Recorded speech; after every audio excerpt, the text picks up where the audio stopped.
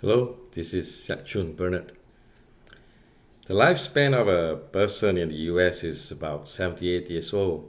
It can be mild as a gentle breeze or turbulent as a cyclone. How we live it makes us who we are, right? Ever wondered why the Creator gave us the Ten Commandments?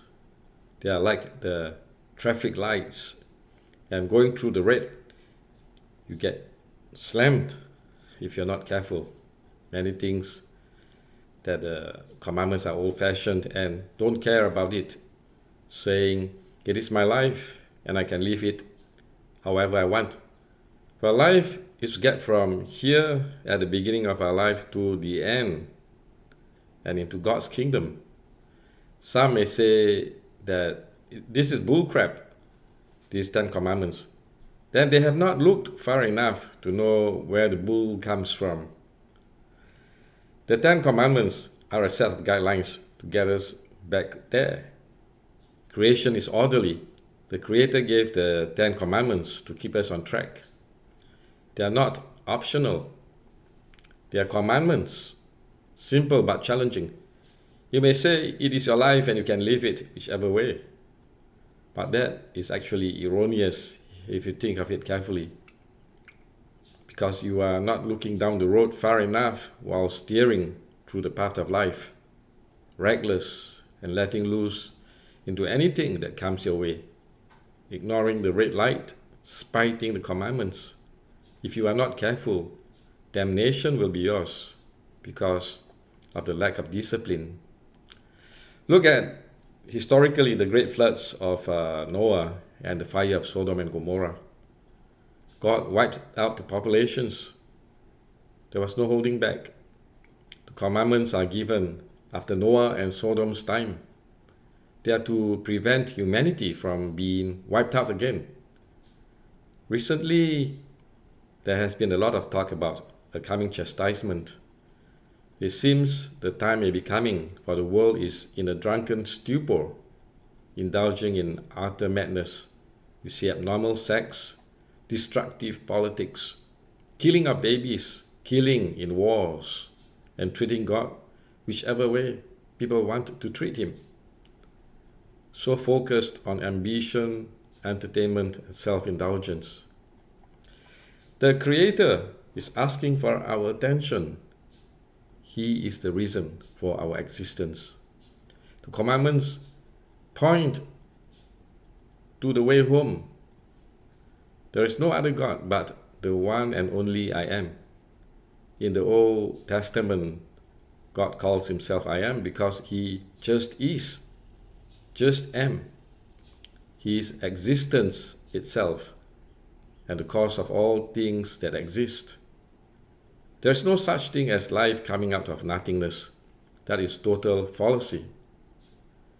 If you can overcome your doubts about this mystery, then you would make effort to respect and reverence God, at least by living right by His commandments.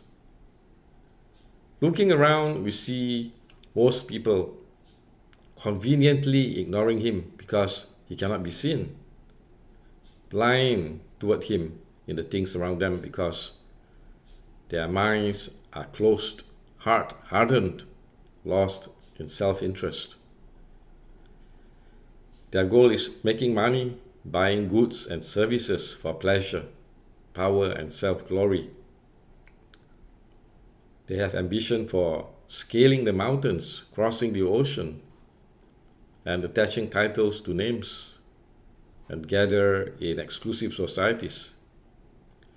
The more fixed on the things of this world, the more the vision gets clouded, and we stay fixed on things that are earthbound, unable to transcend spiritually towards God. This is why people ignore the first four commandments. Christ Himself even simplified them into one simple commandment. He says, "Love the Lord your God." People who are hooked on self-ambition conveniently forget the life-giving source. If God is an employer, would people ignore him? They would be fired. If God is oxygen, would people turn their back on him? We will die without oxygen. Just because people cannot make out that he is here does not mean that God does not exist. This is not even about freedom of religion. This is acknowledging our Creator, and that's what he wants from us. If people don't appreciate God and refuse an hour to worship on Sunday, it is because they are lost in the confusion of priorities, giving self more importance than giving importance to the life-giving source itself. Have you wondered what would happen when someone crossed over to the spirit world and faced the Maker after not making any effort to connect with him here on earth? Can they complacently hope and expect to have a lavish life, a bountiful life at that point? They think that their remains after they die would be in a niche or cemetery plot lying obsolete just because they do not believe in the supernatural. Well, good luck. Good luck to that, because even a non-living object after being incinerated would dissipate into gas, used for other purpose.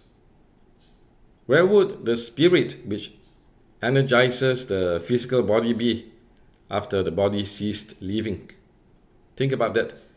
Does the spirit within the physical body get further away from the Maker, repelled away to a wasteland with poverty of life? The spirit life then becomes a castaway on the dark side, away from light, which emanates from the Creator. Because it's a decision they have made.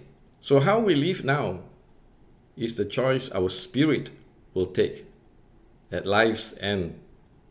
It is foolish to think that being indifferent now, but in the afterlife, at the end of our life here, our spirits would automatically gel with the Maker.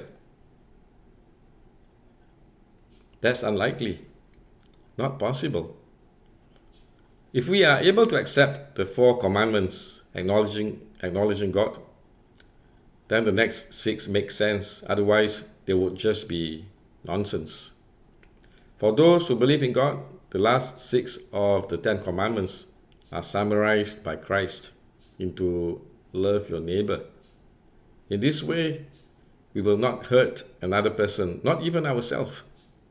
No murder, no adultery, theft, or slander. Imagine that. There would be peace. Supernature requires order. When people follow the set of guidelines to live, there is order. And this gives rise to things working right. Life instead of decadence or chaos. Even more, when someone is able to absorb the wounds inflicted on them, it stops the madness at that point and turns bad to goodness. This is primarily seen in the example of our wounded healer, the God-man on the cross, who absorbed all our brokenness and madness and gives us life from this one act of his, a supernatural act, dying on the cross.